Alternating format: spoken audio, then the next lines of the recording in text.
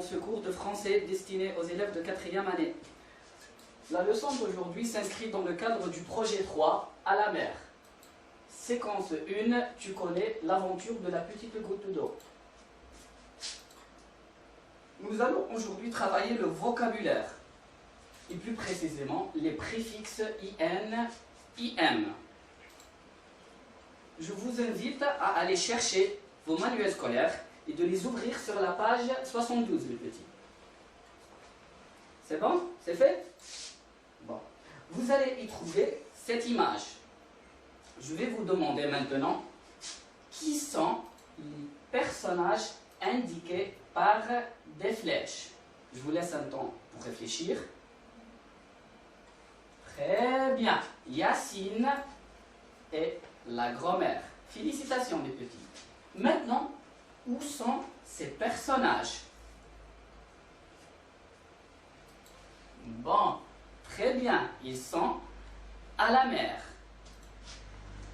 Maintenant, je vais vous demander d'essayer de me nommer les objets indiqués avec des flèches rouges. Nous avons ou bien un objet, une flèche, 2, 3, 4 et 5.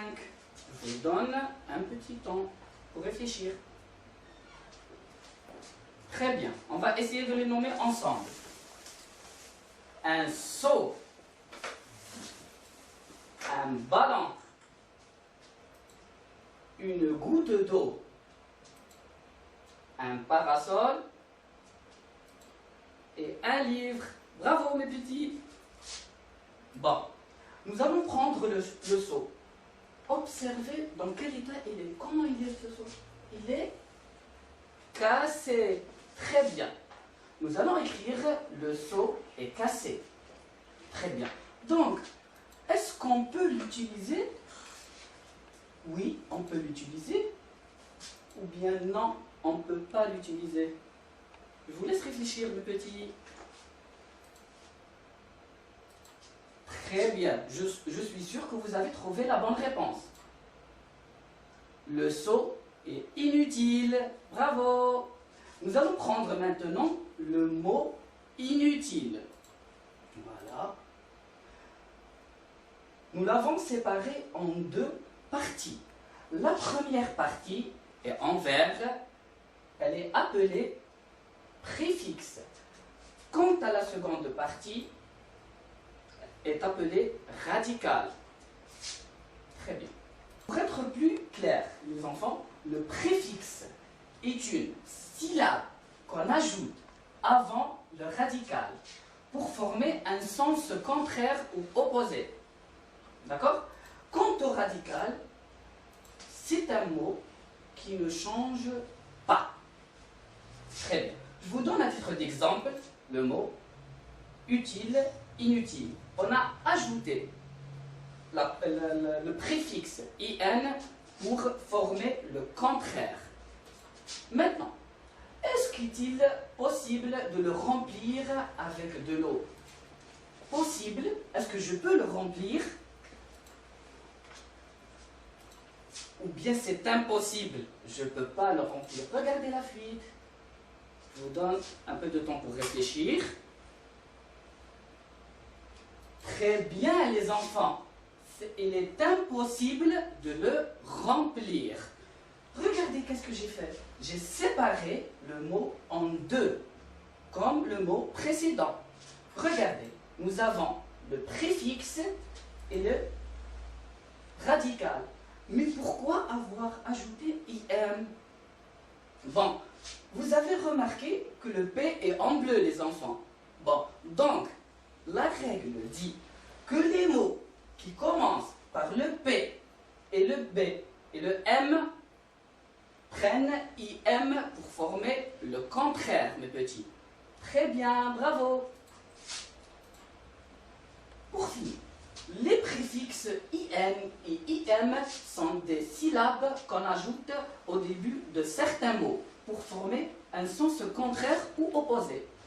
Le préfixe IM est placé devant les mots qui commencent par M, P et B.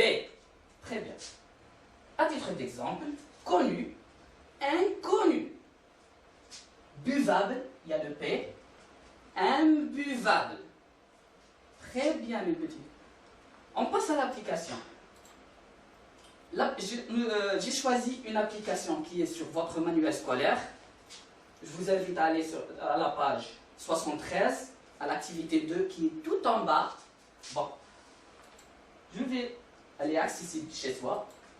Alors, mes petits, la consigne est: écris dans ton cahier le contraire des mots suivants. Essayez de lire le mot, s'il vous plaît, les enfants. Acceptable. Achevé, ça veut dire que c'est terminé. Attendu. Praticable. Pardonnable. Je vous donne un temps pour réfléchir, les enfants. Allez-y, faites vite, vite, vite, vite, vite. Avec le crayon, s'il vous plaît. Sur vos livres, vos manuels scolaires. Très bien. Vous avez terminé, c'est bon? Très bien. La réponse est inacceptable. IN. Parce que il commence par une voyelle. Inachevé. Inattendu. Attention les enfants. Le mot commence par un P. Donc, très bien. Impraticable. Et pour finir, impardonnable. Très bien. Ainsi s'achève cette leçon. J'espère que vous avez bien compris et bien suivi le cours. Au revoir mes petits. لا تنسوا الاشتراك في القناة، الضغط على الجرس، الإعجاب بالفيديو.